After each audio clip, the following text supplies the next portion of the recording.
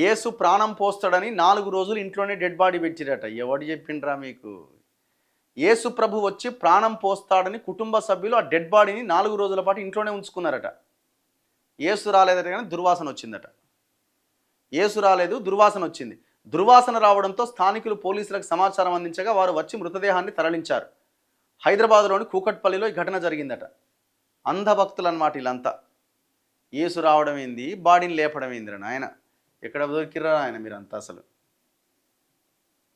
ఈ ఈ కొంతమంది బ్యాచ్ ఉంటుంది కదా, ఈ సోషల్ మీడియా తిరిగే బ్యాచ్తోనే వీళ్ళు ఇట్లాంటి నమ్మే వీళ్ళు ఇట్లా ఆగమవుతారు జనాలు.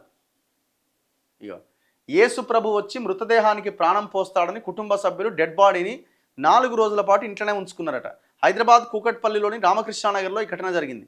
ఏపీలోని కృష్ణా జిల్లా కైకలూరుకు చెందిన యేసురత్నం పోలీస్ శాఖలో ఎస్ఐగా పనిచేసి రిటైర్ అయినట.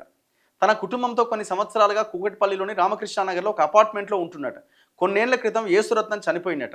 ఆయన భార్య శమంతకమణి, కొడుకు జయరాం, కూతుర్లు సునీత, శైలజ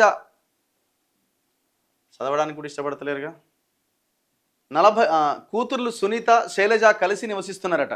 40 ఏళ్ళు దాటిన జయరాం, సునీత, శైలజకు పెళ్లి కాలేదట. ఎవరికి? కొడుకు పెళ్లి కాలే, 2 కూతుర్లకు పెళ్లి కాలేదట. సునీత, శైలజ కూడా తమ తల్లి వద్దనే ఉంటున్నారట.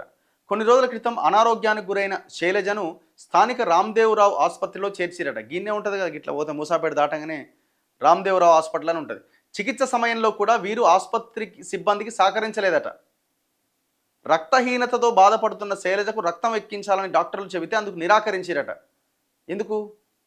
పరిశుద్ధమైన రక్తం అయితేనే ఎక్కించాలని పట్టుబట్టిరట. పరిశుద్ధమైన రక్తం అంటే ఏందో.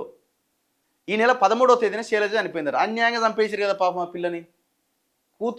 ఆ కూతురులో ఒక ఆమె శైలజ పరిశుద్ధమైన రక్తం కావాలన్నారట. పరిశుద్ధం అంటే ఏందో మరి అది నాకు తెలియదు. మరి నీళ్ళు కలిపిందా, నీళ్ళు కలపందా, ఏందో. ఆమె మృతదేహాన్ని ఆసుపత్రి నుంచి తీసుకొని వచ్చి ఇంట్లోనే ఉంచి ప్రార్థనలు చేస్తున్నారట. దుర్వాసన రావడంతో స్థానికులు పోలీసులకు సమాచారం ఇచ్చారట.